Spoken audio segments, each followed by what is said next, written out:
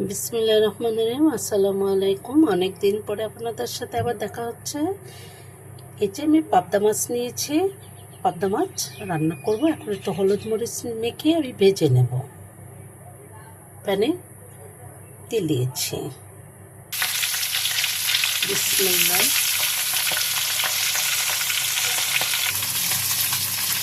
পাবদা মাছ দিয়ে ভেন্ডি, তারপরে হচ্ছে টমেটো, আলু তা দিয়ে একটা ঝোল রান্না করব। মাছ ভাজি হয়ে গেছে। এখন আমি ভেন্ডিটা ভেজে নেব।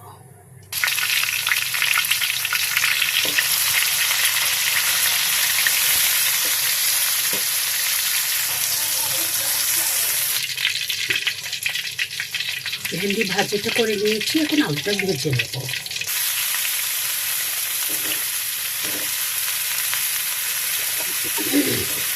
ভেন্ডিটাকে একটু লবণ হলুদ দিয়ে দিয়েছি, আর আলুটাকেও লবণ হলুদ দিয়ে দিচ্ছি। হলুদ দিয়ে দিচ্ছি, এটাও এভাবে ভেজে নেব। এই কড়াইতে কেন ভেজে নিচ্ছি, কারণ গ্যাসে খুব কম আঁচ লাগে, কম আঁচে হয়ে যায় তাড়াতাড়ি, এই জন্য।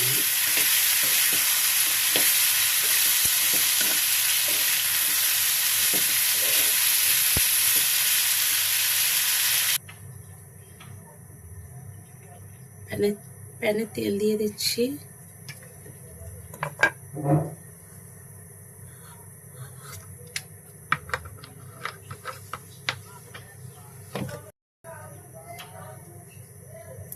পেঁয়াজ দিয়ে দিচ্ছি।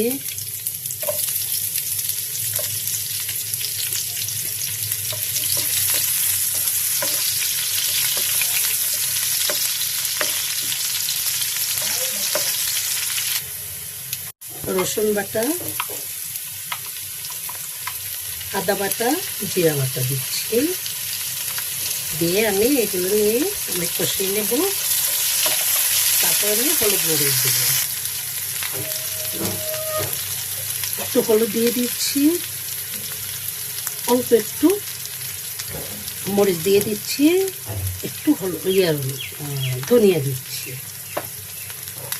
এখন একটু ঝোল দিয়ে দেব।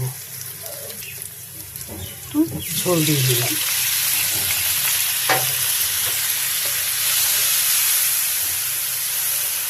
সবজির ভিতরে একটু মশলাটা কম দেওয়াটাই বেটার হবে। কিছু কাঁচামরিচ দিচ্ছি।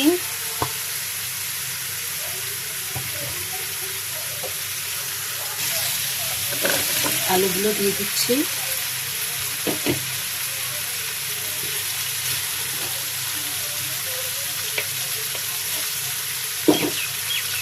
এখন টমেটো দিয়ে দেব। আলু টমেটো দিয়ে দিয়েছি। এখন একটা নেড়ে চেড়ে একদম যখন এটা আলুটা সিদ্ধ হয়ে যাবে, তখনই আমি ভেন্ডি উপর থেকে দিয়ে দেব এবং পাবদা মাছ ভাজি দিয়ে দেব। আলহামদুলিল্লাহ, এভাবে রান্না করে খেয়ে দেখবেন, খুব সুন্দর লাগবে, অনেক ভালো লাগবে, অনেক মজা। কারণ শীতের সবজি তো, শীত তো চলেই গেছে। টমেটো, ভেন্ডি এগুলোতে তো সবসময় পাওয়া যায় মোটামুটি। খুব ভালো লাগবে। আমি জানি আপনারা অনেক সুন্দর রান্না করেন, আলহামদুলিল্লাহ। মানে আমি যেভাবে রান্না করেছি এভাবে একটু রান্না করে খাবেন, দেখবেন আলহামদুলিল্লাহ অনেক মজা হবে। আমি এখন ঢেকে দিচ্ছি। পরে একটু ঝোল দিয়ে ভেন্ডি এবং মাছ দিয়ে দেব। এখন আমি ঝোলটা দিয়ে দিচ্ছি।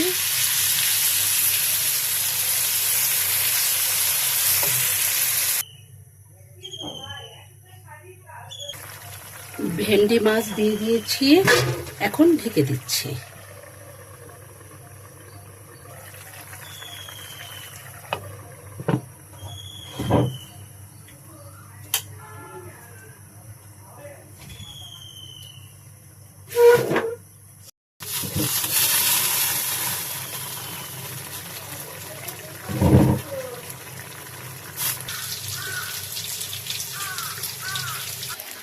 পাবদা মাছ ভেজেও নিচ্ছি। ভেজে নিয়ে মশলা কষিয়ে এটা আমি বসিয়ে দিয়েছি।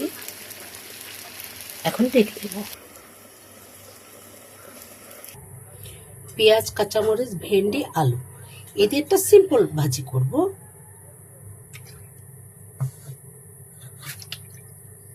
আজকে আমার রান্না মোটামুটি শেষের পথে, আলহামদুলিল্লাহ।